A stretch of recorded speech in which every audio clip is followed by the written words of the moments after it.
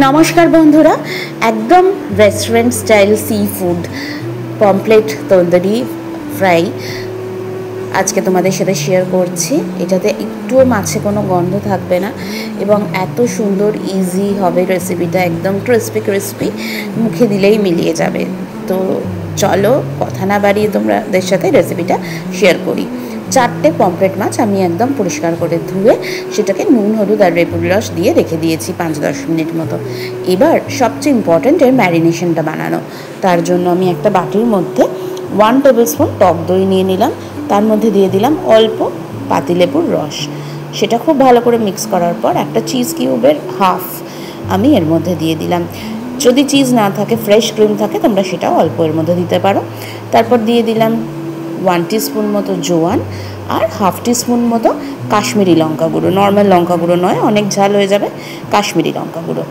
এবার সব কিছু ভালো করে মিক্স করে নিতে হবে, ঠিক আছে? খুব সুন্দরভাবে এই দইয়ের মিক্সচারটা আমাদের বানাতে হবে। এটাই ভীষণ সুন্দর একটা টেস্ট নিয়ে আসবে এই পমফ্রেট মাছটাতে। এবার দেখো, আদা, রসুন আর একটা কাঁচা লঙ্কা আমি এভাবে বেটে নিচ্ছি। তোমরা চাইলে কাঁচা লঙ্কাটা বাদও দিতে পারো। তো 1 টেবিল স্পুন মতো হলো এই আদা রসুন বাটাটা। এটা এই দইয়ের ম্যারিনেশনটার মধ্যে ভালো করে মিক্স করে নিলাম খুব সুন্দরভাবে। এবার আমি দিয়ে দিলাম এর মধ্যে 1.5 টেবিল স্পুন মতো বেসন। এটাও খুব ভালো করে মিক্স করে নিচ্ছে। এবার দিয়ে দিলাম অল্প হলুদ, হাফ টিস্পুন মতো হলুদ গুঁড়ো।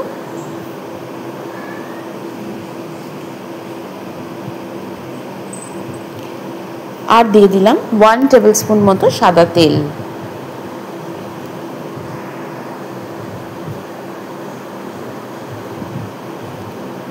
মিক্স করার পর একটা ডিমের কুসুম এর মধ্যে দিলাম।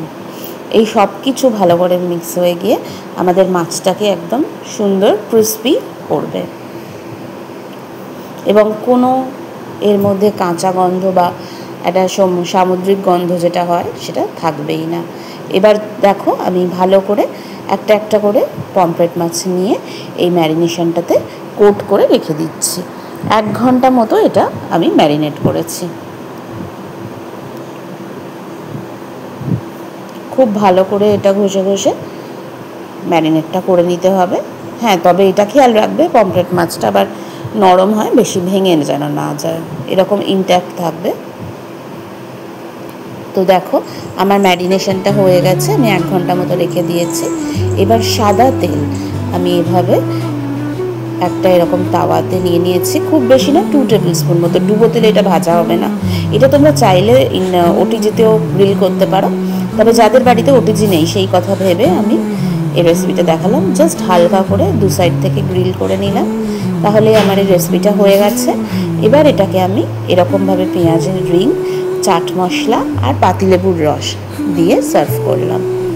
তো খুবই টেস্টি হয় বন্ধুরা। যারা পমফ্রেট মাছ খেতে চায় না তাদেরকেও কিন্তু এভাবে বানিয়ে দিলে খেয়ে নেবে। আমার বরই তার প্রমাণ। তো তোমরা অবশ্যই ট্রাই করো এই রেসিপিটা, কেমন লাগলো আমাকে জানিও। এরকম আরও রেসিপির জন্য আমাদের চ্যানেলটাকে সাবস্ক্রাইব করে দাও, লাইক, শেয়ার করো, কমেন্ট করো, অবশ্যই জানাও। তোমাদের ফিডব্যাক খুব ইম্পর্টেন্ট আমার জন্য।